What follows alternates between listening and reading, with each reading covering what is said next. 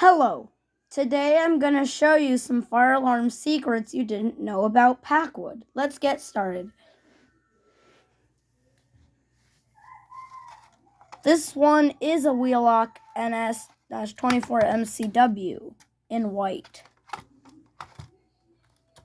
This is a wheel-lock RSS-24MCW in white.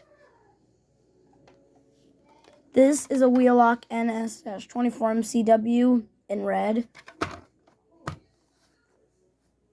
And this is a wheel-lock RSS-24MCW in red. This is an EST Genesis fire alarm horn strobe. What's the model on it? It says multi-city horn strobe.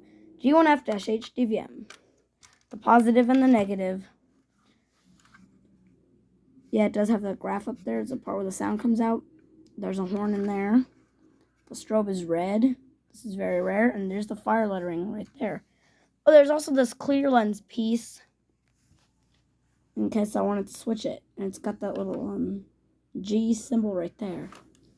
Alright, that's it. Thank you so much for watching about the fire alarm secrets of Packwood, Washington. I'll see you soon for another crazy video. Peace out.